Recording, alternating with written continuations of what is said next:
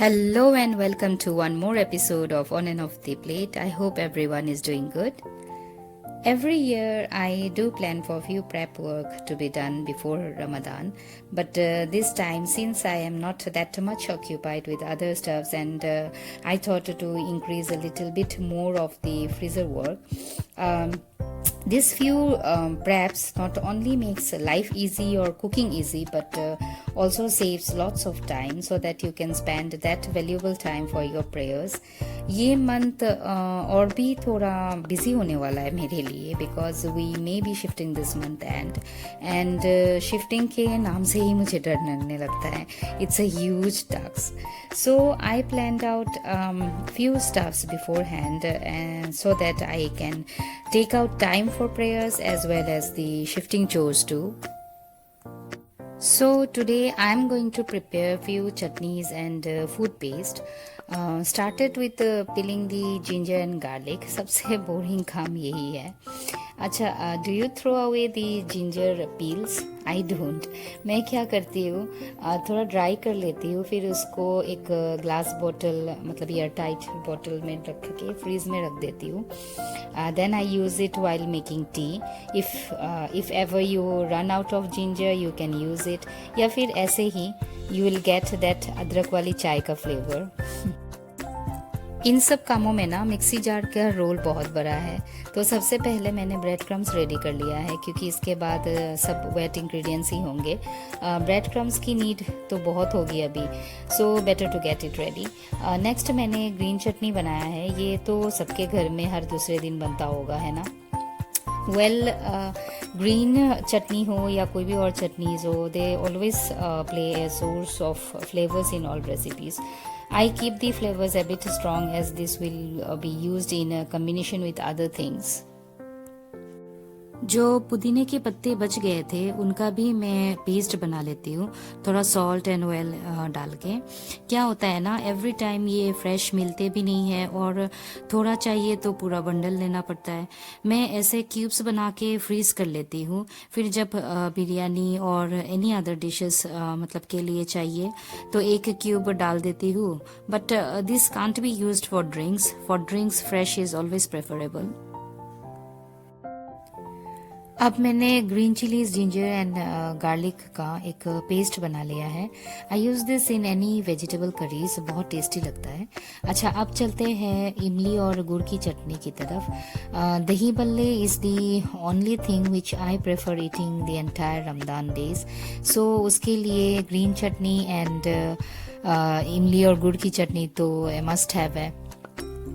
और मेरी जो ये चटनी है ना, आज तक जिसने भी टेस्ट किया है सबको बहुत ही अच्छा और बहुत टेस्टी लगा है. तो मैंने यहाँ पैन में थोड़ा ऑयल डाल दिया एंड उसमें ऐड किया है जीरा.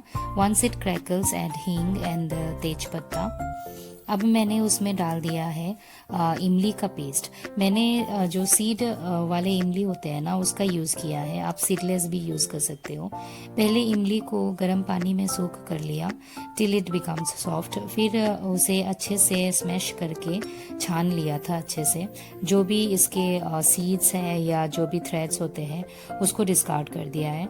अब आप नॉर्मली बॉयल भी कर सकते हो but straining is very necessary to get that imli puree. You can also use mixie for making the smooth paste of imli instead of smashing it with hands. अच्छा, मैंने अभी इसमें गुड़ डाल दिया है. मैं यहाँ पे 50 ग्राम्स ऑफ इमली एंड 50 ग्राम्स ऑफ गुड़ यूज़ कर रही हूँ. फिर उसको हम थोड़े टाइम के लिए कुक करेंगे टिल दी जो गुड़ है वो मेल्ट हो जाए.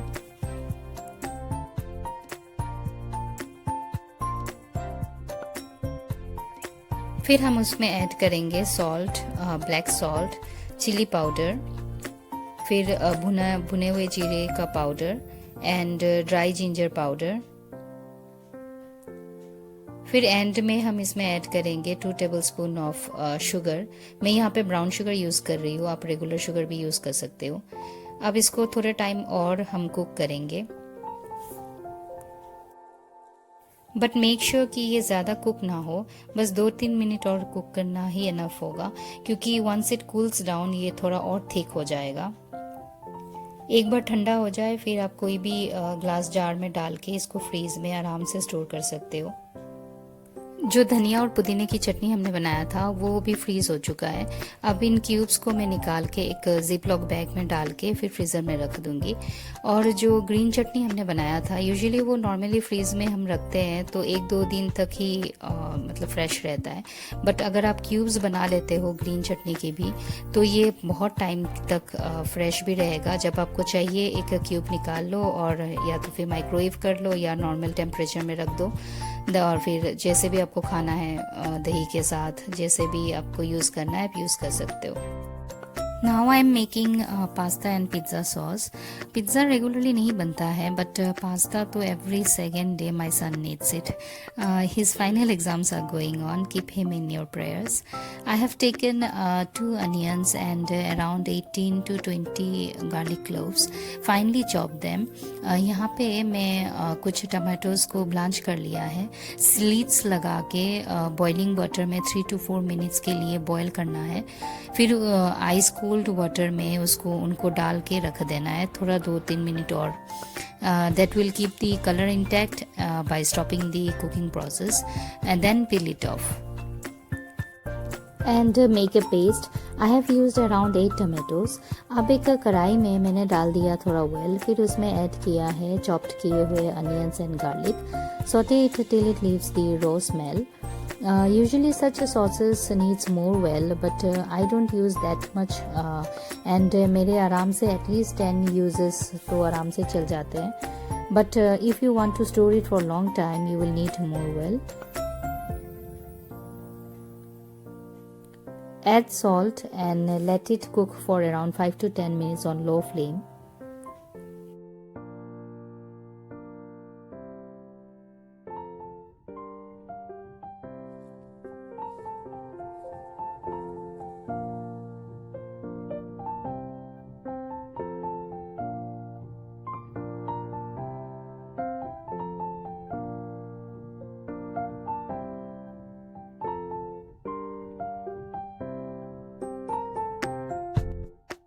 Then add Kashmiri red chili powder, it will give a good color, followed by 1 teaspoon each of chili flakes, mixed herbs, black pepper powder and 2 tablespoons of ketchup.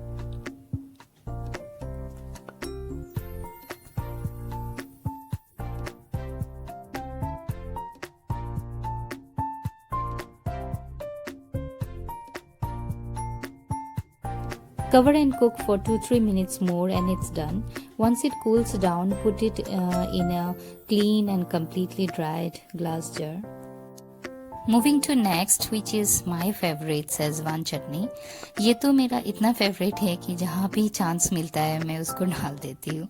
वैसे तो Szechuan चटनी अलग है एंड सॉस अलग है but मैं जो बनाती हूँ आई मीन जिस तरीके से मैं बनाती हूँ with a little twist and I like it so much. You can try this recipe, I am sure you will also like it. Here I have finely chopped ginger and garlic. Garlic and ginger are in the ratio 2:1, like 2 parts of garlic and 1 part of ginger. Then I am using the stems of coriander leaves. जो धनिया के पत्ते होते हैं ना उसके stems को मैं फाइनली चॉप करके इसमें यूज़ करूँगी। इससे बहुत अच्छा एक फ्लेवर आता है। अगर आपके पास है तो आप यूज़ करना, otherwise you can skip it. फिर गर्म पानी में जो रेड ड्राई चिलीज़ है उसको अराउंड 20 to 25 मिनट्स सोक करके रखना है। It will make them soft. If you don't want it to be too spicy, you can remove the seeds from the chilies. But मुझे spicy चाहिए था तो मैंने chilies के seeds नहीं निकाले। Now add them into a blender jar or grinder and grind it coarsely. फिर उसी जार में मैंने ऐड कर दिया है ब्लांच की हुई 2-3 tomatoes. Yes I like spicy but इतना ज़्यादा चिलीज़ देख कर ना घबराहट हो जाती है। So to make it little mild I add tomatoes. और अगर आप टमाटोज़ ऐड करते हो ना तो इसकी टेस्ट जो है ना वो मुझे ज़्यादा अच्छी लगती है। अब एक पैन में मैंने थोड़ा सा तेल डाल दिया था, फिर उसमें ऐड कर दिया था चॉप्ड जिंजर एंड गार्लिक। फिर उसको थोड़े टाइम के लिए सोटे करके फिर उसमें ऐड किया है कोरिएंडर के जो स्टेम्स थे, followed by the chilli and tomato paste. Let it cook for 5 to 10 minutes or till it releases the oil.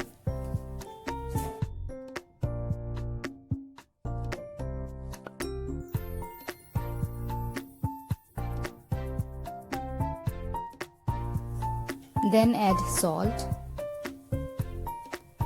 2 tablespoons of vinegar, 2 tablespoons of sugar, 2 tablespoons of soya sauce. Give it a good mix. After 1-2 minutes, turn off the flame and it's ready.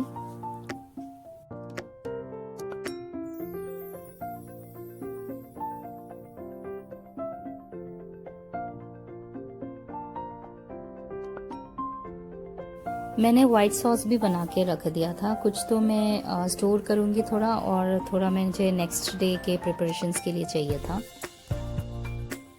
With this, all the prep work on the first day was done. Certain ingredients that elevate a dish can be made ahead of time, and these things don't take a lot of time, but afterwards it saves a lot of time. Like जो भी sauces है, हम अभी ज़्यादा time नहीं लगेगा, बस pasta को बॉईल करो और सॉस में सौटे करो and it's done. I always level out stuffs, whether it's for the grains, masalas or freeze items. It can be easily and quickly identified, and also it is easier for others to figure out where things are supposed to end up.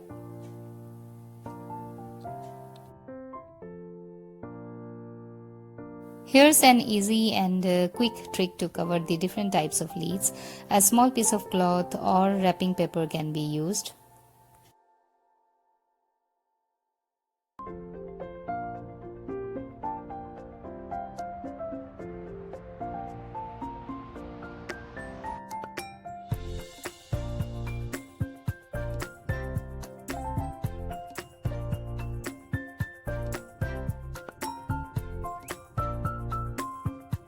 I have also made frozen peas and corns, as they will be running out of season soon.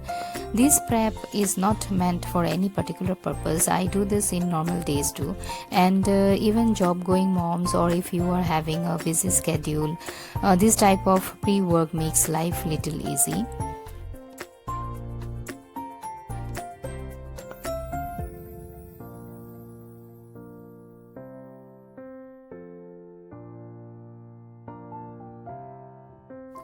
So today's work was done. Next day I will be making few frozen snacks. Hope to catch you up there again. Till then, bye bye, take care.